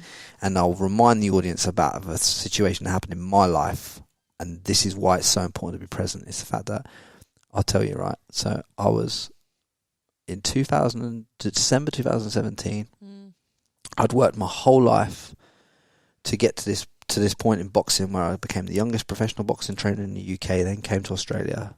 Then my mate Frank Greaves rings me up and says, Frankie, we're going into world title fight with Jeff Horn. Gary's going into world title fight with Jeff Horn. Would you come into training camp? Would you work with us? Would you be in the corner? Cool. This is my dream now. Bearing in mind, I've worked fucking years and years of my life to get to this epitome of my fucking dream. Picture the fucking scene, yeah? I was ringside at Pacquiao versus Horn, right? No way Jeff Horn won that. Let me just tell you straight. He could not hit Pacquiao. I don't know how the fuck he won that fight. But anyway, he wins the fight. He goes in to fight Gary, right? Yeah? I'm stood there. We walk out. Picture the scene, yeah? Walk out, 11,500 people. Walking out into this stadium, 11,500 people. This is my fucking dream as a trainer. We go under the ropes. Gary's in the middle of the ring. Michael Buffer. Let's get ready to rumble. All this shit's happening, yeah? This is my fucking dream, right? I have put so much energy into how this would feel.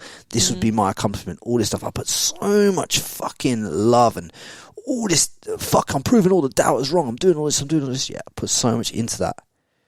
And then I literally stood there next to Michael Buffer, Gary Cochran, Jeff Horn, and I'm looking out into this crowd of 11,500 people, and I felt fucking empty. Wow. And the bell had not even rung yet, right? And it's like, fuck. And then we went through what was like 10, 11 rounds. We made the decision to pull him out with cuts over his left and right eye, and another one under his other eye. And we pulled him out, And again, we stood there, and Jeff Horn's getting his hand raised, and Michael Buffer's announcing him as the winner. And again, I'm looking out, and again, I just feel completely empty, not interested. Was it like an out-of-body experience? It was like the whole world had gone quiet, and I was in there on my own. You could have heard a pin drop in my fucking head, and I felt fucking empty. And then, right, I'd put so much energy into this. This is something the audience has never heard, right? And then I see this missed call. I go back to the changing room. I'm sat there, and we're making sure Gary's with the doctor and all this stuff. And we're sat there, and I pick up my phone, right? I pick up my fucking phone, and there's missed call from my sister, my mum. So I think, I won't ring them now. I'll ring them in the morning because I feel fucking terrible. So it's all about me. It's all about self. It's all about feeling sorry for myself. Yeah. Boom, boom, boom, boom, boom, boom, boom. I rings my mum in the morning, right? Rocco, my sister, my nephew that I love to bits, yeah. Obviously Amelia's my niece, right? Rocco had his heart had stopped for fucking 12 fucking minutes, right? Yeah. He was only like literally like 5, 6 months. He had a hole in his heart or something like that, and his heart had stopped for 12 minutes. And as literally it worked out when I asked my mum exactly what time it was, the exact time at the start, and he was he was out, and then he was back, and then he was out again. But the exact time the exact times when I stood there and looked into the crowd and felt fucking empty, and the exact time at the end when I stood there were the 2 times that had matched up with him being in Cambridge, Addenbrooke's hospital, and going to the child hospital. Those 2 times had matched up as the times when I felt that complete emptiness. Holy. That I thought, fuck me, that is energetically some shit telling him, like, obviously he survived and all that stuff and he's healthy and all that now, but like, I thought to myself, fuck me, one thing that the world is telling me now is that my lad has been lent against the wrong wall and I need to find something else more purposeful, because I was just doing this predicated on what I could post on Instagram and what I could post to the world to say I've achieved this glossy thing. Yeah. And the second thing I learned about that was the fact that, I'd forgoed a lot of people in my life to pursue this. Wow. Even to the point when this opened my eyes, right, Isabelle, even to the point, I thought back to a time when I came back from work. I put my bag down and I walked into my hallway and it said happy birthday right above the things. It was my mum's birthday, right?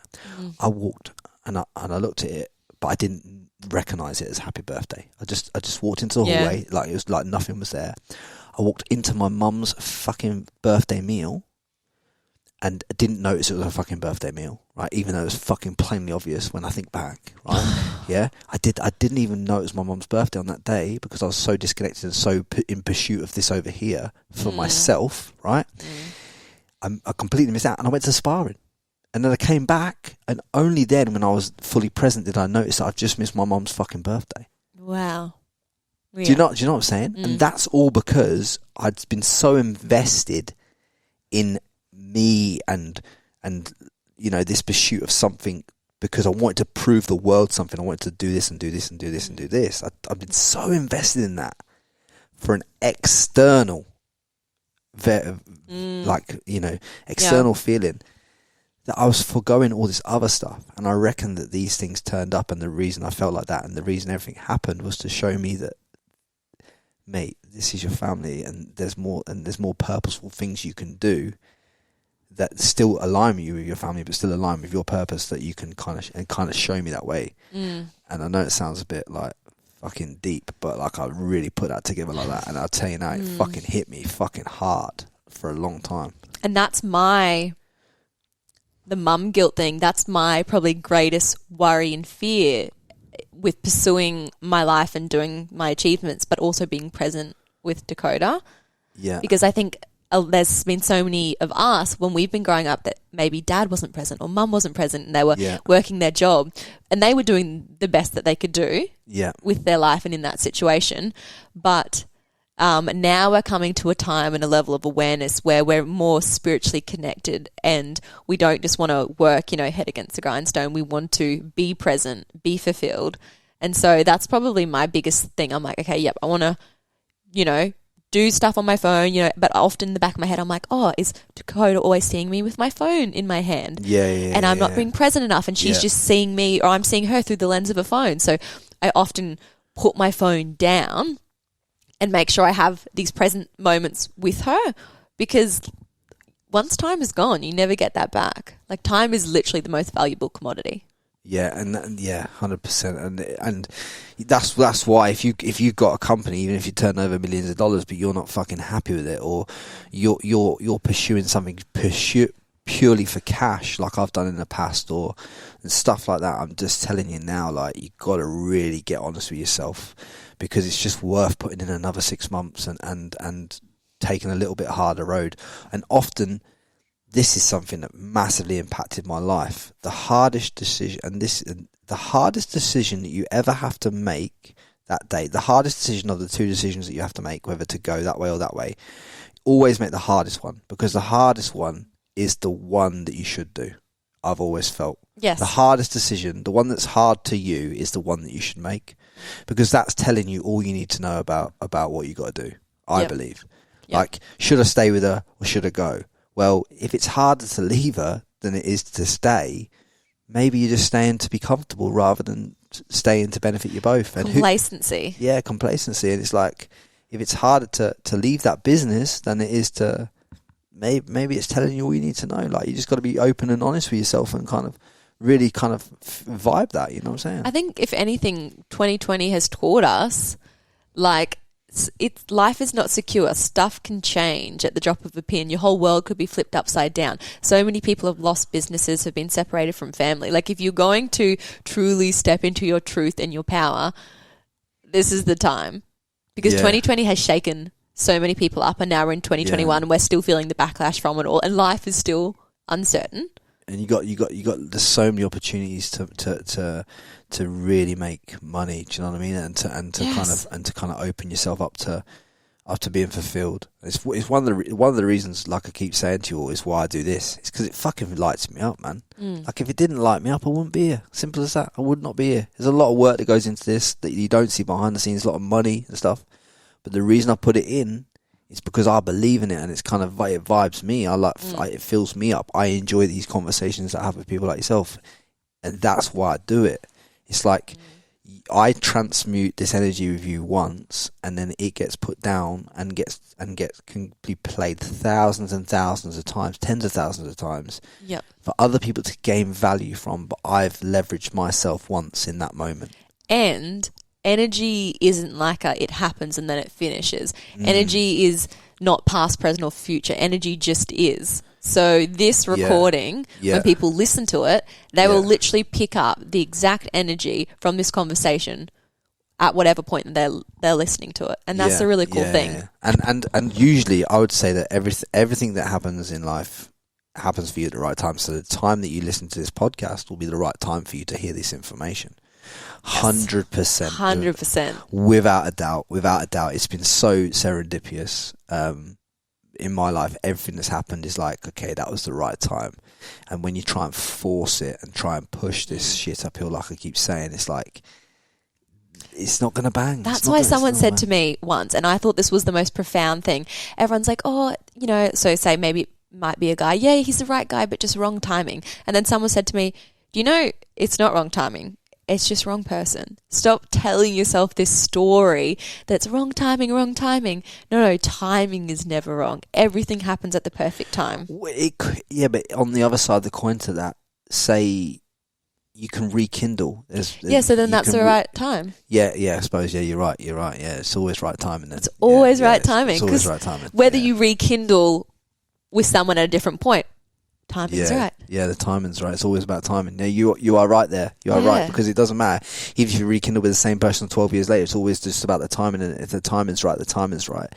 And that's what I'm saying. Like, a lot of people just trying to force time don't need to force time. Wrong timing's a story we're telling ourselves, or an excuse. Yeah. Maybe it makes us feel better, Wrong timing. Yeah. If you just have I just think the word that people have got to have though is more like curiosity.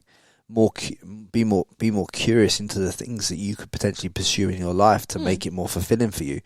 And rather than trying to change your whole life on a sixpence, like in terms of like just try and change your whole life from one day to the next, why not just say, okay, today I'm going to drive a different route to work, and then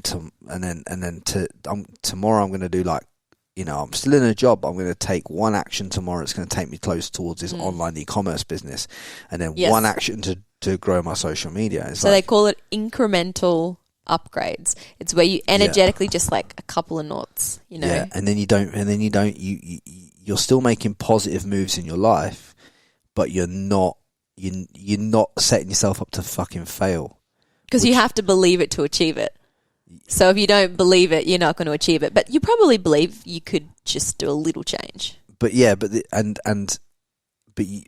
belief comes from the feeling you get once you've completed these little tasks. So once you've completed them, and your momentum is the word I'm looking for. It comes from the momentum of making little incremental changes. When I made a decision about 5-6 weeks ago, I thought, right, I'm lifting weights in the gym. I feel good. I'm looking all right. It's cool, but I've got to get back to do some boxing because the way I move, man. I need to move like I move, man. That's me. It's me. I'm trying to box away who I am, and it's holding back some energy in me. It's not allowing me to be my full self. So I thought, right. So I got rid of the PT because I don't need a PT for the kind of weights and the way that I'm training now, which is cool. So I've done that, which has worked out well. I'm probably in the best shape I've been for a long time because I'm now doing my boxing work when I want to do my boxing work. And it's like, I have this saying, no flow, no go. So if you're lined up for a date tonight and it doesn't, and you're not feeling the flow, there's no go. If you're lined up for a job and you're not feeling the flow, it's a no go. If you're lined up to go to the boxing gym or the gym to do some boxing and you don't feel the flow, there's no go. And that, if you take that aspect and those words into every aspect of your life, you'll see to yourself that if there's no flow for you that day, there's no go. No, you've always got to be in flow state. It's so powerful. 100%. And since there's since I've changed my training dynamic, I've felt so much better in how I approach so many things. This movement is very powerful energy, isn't it? Yeah, because if you look at these, I don't know, Chinese monks and the way that they move, they're moving energy, and people are like, oh, that's woo. No, it's so true, right? The way I move as a human being in terms of my shadow boxing, this and that, it lights me up. I calm on a podcast better. I do this. Fucking, you can feel it in me. Like I tell you now, Tai Chi. Yeah, they move energy to the point where they can move someone else's energy and make them fall over without even touching them. Yeah. That's pretty cool. Yeah, some sick stuff. So, and that's what. As soon as I started to move my hands the way that I love to move my hands, as soon as I started to shadow the way I like to shadow box and stuff like that, rather than just shifting tin for the sake of shifting tin. Which is like, who's that for? Is that for me, or is that to look like something else? It's like, well, okay, cool. Maybe that's not for me then. But I'll still do it because I want to do it for that reason. But I don't. But I still want to do this, so I'll do that. And like you say, now I'm moving in a different energy. I feel totally different as a human being, and it's changed. It's really helped me with a lot of stuff. Helps me with business. I do more business. Yeah, I do more business. I do more revenue because I'm happier in the way I'm trading. I'm happier. I set my day up right. It's all about how you start your day. 100%. That's why I do the affirmations on my phone. The app, literally, as soon as they go off, it pings, and it's like an affirmation for that day, and we'll go off it like 3 times throughout the day. Yeah. I'm like a numerology freak. I feel like numbers, especially triple numbers, repeating numbers, speak to us. I have messages. Yeah. Because the universe, if we looked at what it was, it's like numbers everywhere. It's like this web of like... You only got to look at the pyramids to know that. Exactly. Yeah. And this is not empty space. This is like so much more dense than what we realize. But goes off. And for some reason, every day, the affirmation that goes off to that day is what I'm thinking. So it's like, then I go, okay, well, am I actually manifesting that? the affirmation, because they did an experiment on these people where they flashed these cards in front of their face really quickly of sad emotion, happy, anger, sexual, funny, all these different things. And what they found is when they were testing these people's brains is the emotion fired off in the person's brain before the picture, like milliseconds before the picture flashed before their eyes. So when people say they're psychic or they have a gut feeling, they quite literally do, because the energy has hit us before the physical thing has hit us. And they've scientifically proven that with that flashcard experiment. Fucking hell. Some Crazy, wild eh? shit. Yeah. Some wild shit. I mean, I can't believe how deep you can go down this energy thing. But all I'm saying to the people that listen to this is the fact that energy is so fucking important, and just be careful, you know, who you're around. Obviously, like, careful who you sleep with, because you take on their energy. Yeah, I was going to say that, actually. I was going to say, like, it's a big one. What you're plugged into, and then quite literally. Literally. Yeah. Literally, lads, ladies, like, it's so important. You don't want to sleep with someone who doesn't align with your values. Because you're wearing, like, are you going to wear a dirty jumper and feel good? Probably not. Well, there's nothing wrong with the dirty bit. Yeah. Well, it depends. Depends what kind of dirty it is. Depends what kind of dirty we're talking about. But, like, yeah, I see what you're saying. Like, it's so right. What you're plugged into and who you share your energy with, the people you surround yourself with, everything like that all correlates to where you're going, this and the other. And I think just people should stop playing the victim in their life, because so many people are living in this poor me story where, like, oh, I'm never getting the raise, or my partner always treats me like this. Well, the thing is, you're creating this. You're manifesting these bad situations. Change your energy, take back your power, stop feeling sorry for yourself and blaming all this outside bullshit. Yeah. Well, look at you. You're a young mum who's come off a reality TV show, who's making money off the back of Instagram, who's doing well, who's living in her true authentic light, who's not carrying any resentment clearly over a breakup that could have hurt you. Yeah. You know what I'm saying? It could have hurt you and probably did hurt at the time, but now you're not carrying any resentment over it, and then from all that you've come on here, and then we've hopefully dropped a few little bombs and a few little bombshells on the audience today. So it's like it all lines up when it's meant to line up. 100%. So yeah, people and for the people at home that want to, like, follow you, get in contact with you, do business with you, what's the best way for them to contact you? Probably just Instagram at Isabelle Grace. Slide into my DMs. Don't send me dick pics or ask for pictures of my feet. I don't know what it is. Actually, I don't think I've got a dick pic audience. I don't think. No. I think the lads that listen to this podcast are not big dick pic senders. Yeah, so I didn't know about your podcast, but from listening to some of your pods and chatting to you and seeing what you're about, it's definitely the type of, like, to be honest, most people that I follow on Instagram aren't other influencers or reality TV stars. They're like Dr. Joe Dispenza and Dr. Frankie. Dr. Frankie Lee. Thought, people. I might put doctor in my profile. You should. Yeah, 100%. I think that'd be a good tagline. Yeah, doctor. Yeah. No, it's interesting. This stuff, you could talk about it for hours. One thing leads to, like, this is an energy exchange right now. Yeah, 100%. 100%. And that's another thing I want to say is quickly before we depart this podcast, is the fact that the like, take a real notice to how you fucking feel once you leave someone's presence. It's so fucking powerful, and even if you cannot cheat it. No, you cannot cheat it. And there's a lot of good people that I've known in life, but when I've left their presence, I feel fucking drained. Right? Yes. And it doesn't mean that they're not a good person or they're not on their own path to becoming the best version of themselves. All I'm saying is, in that moment, for me, they are not lighting me up.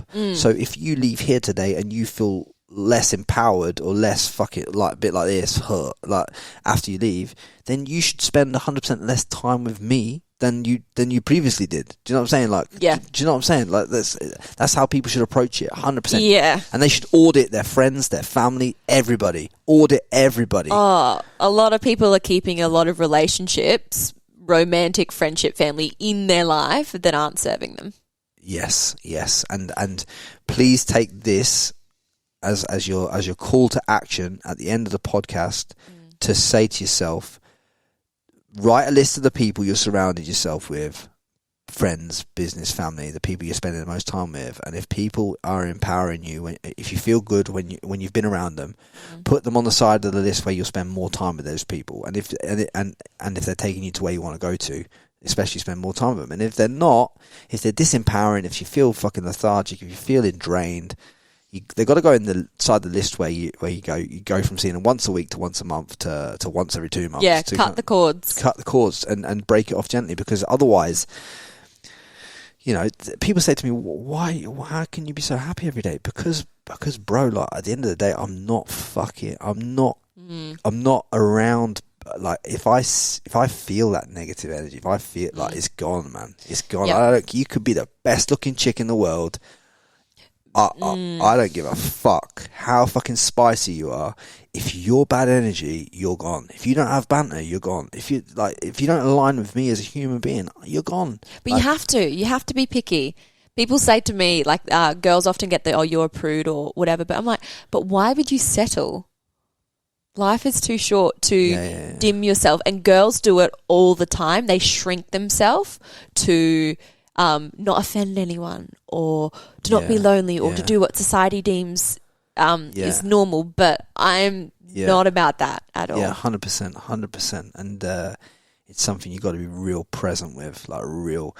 Yes. And it's like I've talked about before in this podcast, it's like there's a difference between confidence and self-belief, and it's your job to build an inherent self-belief into who you are and what you believe within yourself, not confidence. Confidence can be shattered. Self-belief is instilled. You instill self-belief, confidence is shattered. So work on your self-belief system. You know what I mean? Who you are, how you want to turn up, how you want to fucking be, what you want to do, what you will and what you won't accept in your fucking life. As simple as that. And I think if you're wanting to attract someone into your life, because people always ask me this question, I say, well, start showing up as the person that you want to attract, because who you are will manifest and bring more of that to you. So if you're not showing up as who you want to attract, then don't expect to find that person. Exactly right. Yeah. 100% energy is right. And is there any, if you had to leave the world tomorrow and there was just one piece of final advice that you just leave the world, you couldn't leave anything physical or nothing like that, you just had to leave a pearl of wisdom, what pearl of wisdom would you leave?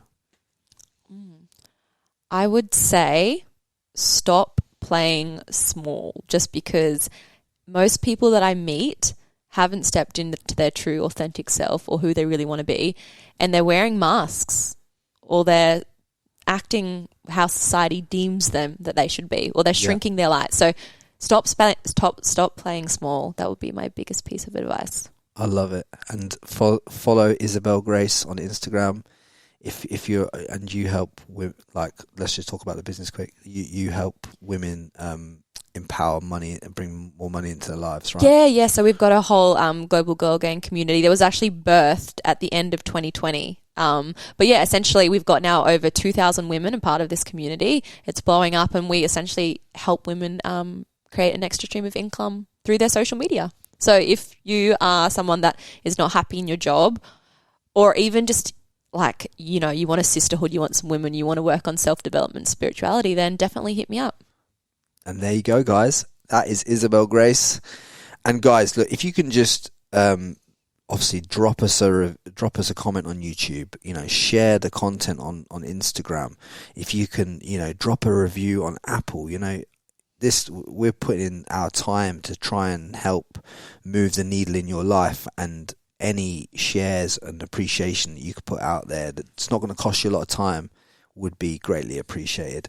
Again, thank you very much for listening. You can follow me at Frankie Lee if you don't already follow me already, because your mates probably sent you this podcast because they're a fucking legend. And yeah, tune in next week, guys. Much love.